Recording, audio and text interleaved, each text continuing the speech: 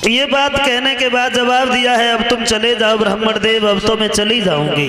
ब्राह्मण देव कान लगे अच्छा मतलब निकलेगा, अब चले जाओ, भूख लगी है रोटी ना खवाइयो।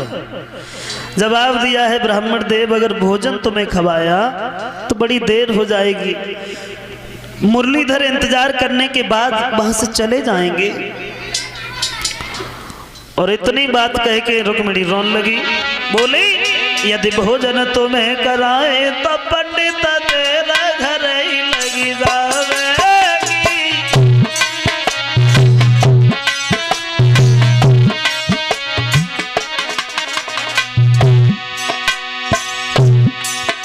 यदि भोजन तुम्हें कराए तो पंडित तेरा घर ही लगी जावेगी।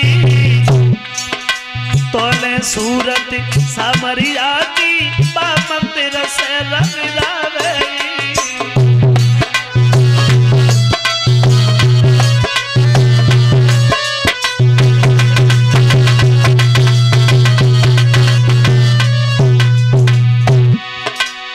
जब में जाबे चली तो पंडित नगर द्वारिका आई हो तुम।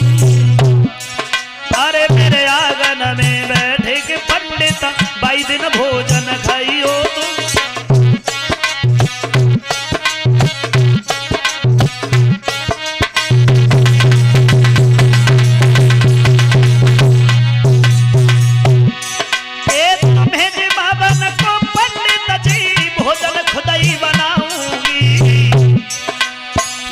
ले जाइबे को ब्राह्मण सब एहसान चुकाऊंगी।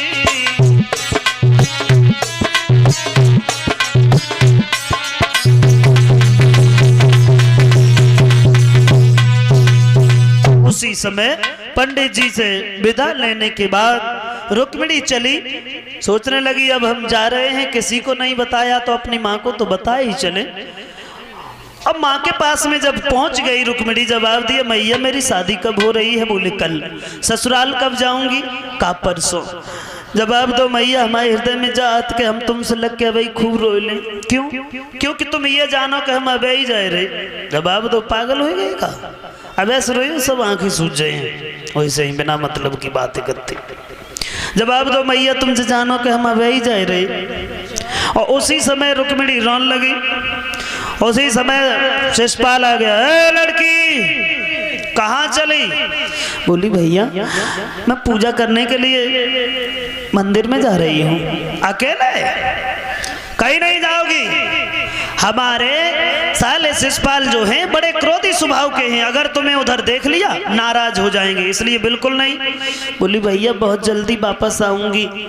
जवाब दिया तो फिर अकेली नहीं जाओगी, 5-7 बिटरियां और संग कदई। बोली जाओ पूजा करा करके बहुत जल्दी वापस बुला करके लाओ।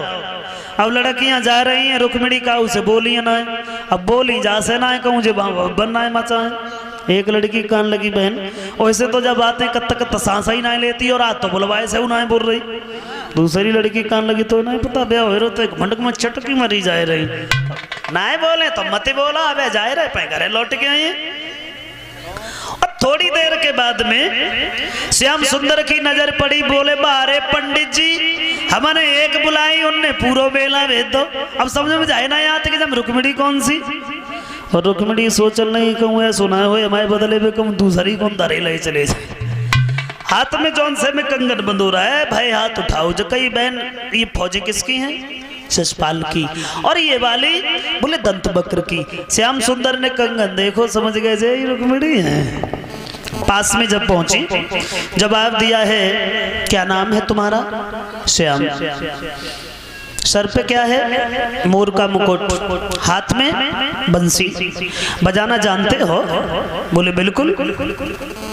कन्हैया पूछने लगे आपका नाम क्या है? रुक्मिणी चुपचाप खड़ी रही, कछ ना बोल पाई। ताजा पहले जो संग की लड़कियां आना थी वे भगाए पड़ी। जवाब दो जानते नहीं हो, राजा की लड़की है।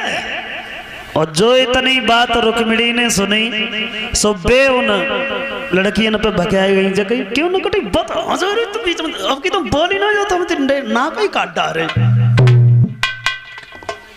उसी समय भक्तजनों बताया है मुरलीधर कर में बंसी है तो बजाना जानते हो, थोड़ी बजा दो। कन्हैया बोले बिल्कुल नहीं। तो बोली थोड़ी दिखाइए दो। कन्हैया बोले दिखाएंगे भी नहीं। रुक्मिणी कान लगी सोजम का है, हीरा मोती लगे सुनाए दिखाइयो।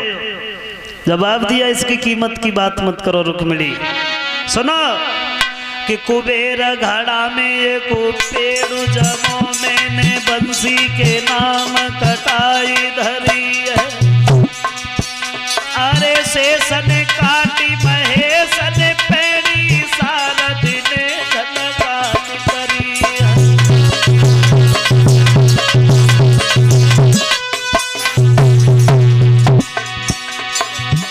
और विष्णु ने जामे छेद करे, नारद ऋषि ने देखी धरी है। सो मांग रही देखन को मेरे अरबन खरबन की बसुरी।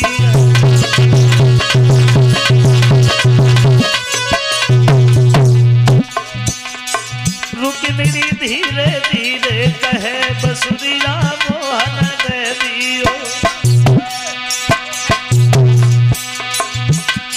रुक्मिणी धीरे धीरे कहे बसुरिया कान्हा दे दियो।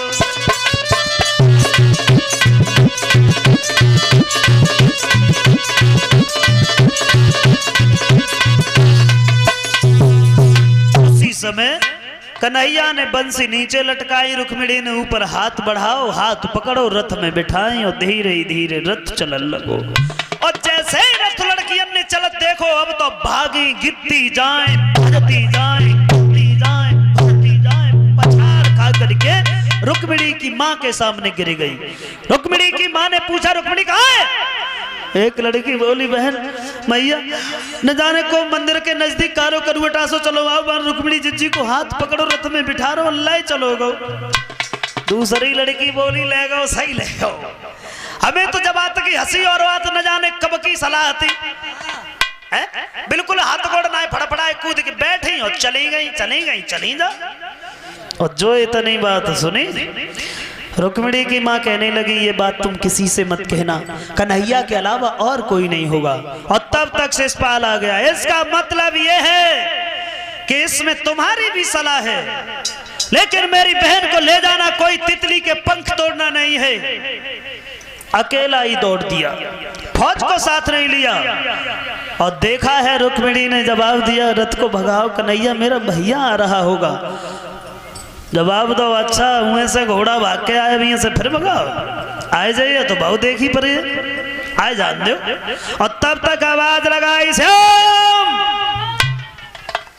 दूध दही की चोरी करने वाले, अब ये लड़कियां चुराने का तूने धंधा कर लिया, लेकिन मेरी बहन को ले जाना कोई तितली के पंख तोड़ना नहीं है। मेरे साथ में युद्ध कर, उसके बाद मेरी बहन को ले जाना।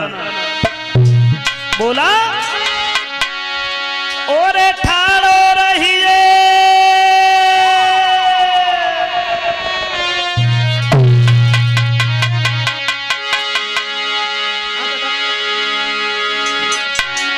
ठाड़ो रहिए कृष्ण मुरारी रे ठाड़ो रहिए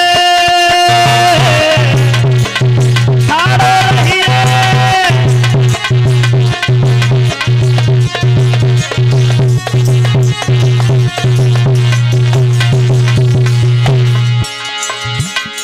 खड़ा हो जा, मेरी बहन को ले जाना, उससे पहले मुझसे युद्ध कर।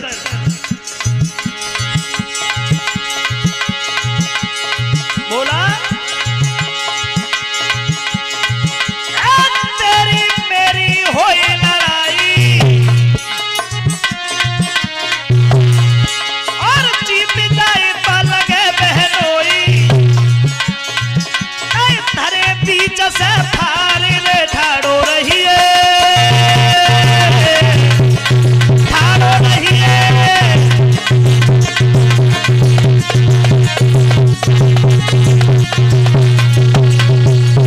आवाज लगाई, भगवान ने रथ खड़ा कर लिया। रुक्मिणी बोली भगाओ भैया आ गया। कन्हैया बोले अब तो हो जाने दो दुई दुई हाथ। और उसी समय रथ से नीचे कूद पड़े मुरलीधर। मल्ल युद्ध हुआ, शिषपाल कि साले रुकुम और कन्हैया में भक्तजनों श्याम सुंदर के सामने कहां पेश पड़ने वाली थी, नीचे डाल लिया, छाती पे बैठ गए, घूसा मारने वाले थे। रुक्मिणी पहुंच गई, दोनों हाथ जोड़े, भैया को नहीं मारो श्याम, अगर तुमने मेरे भैया को मार दिया लड़कियां मुझे बात नहीं कहने देंगी, शादी करने के लिए भैया को मरवा दिया, इसलिए भैया को नहीं मारो। और उसी समय श्याम सुंदर ने रुकुम को रथ के पीछे बांध लिया।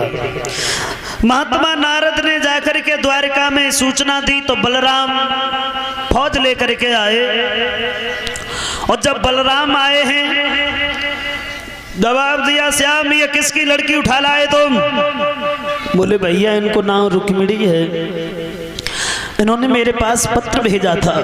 जवाब दिया, ए लड़की मेरे भोले भैया को बदनाम करना चाहती है तू, काहे को पत्र भेजा?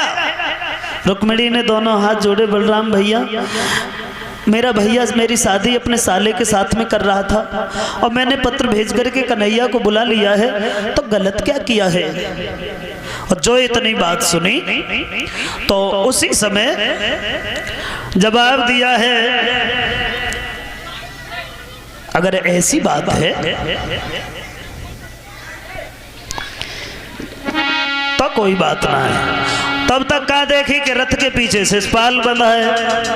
जवाब दिया, ये कौन है? बोले भैया जय तो साले साहब हैं, बहन बीच में आएगी ना, साले मसालो बद देते आज।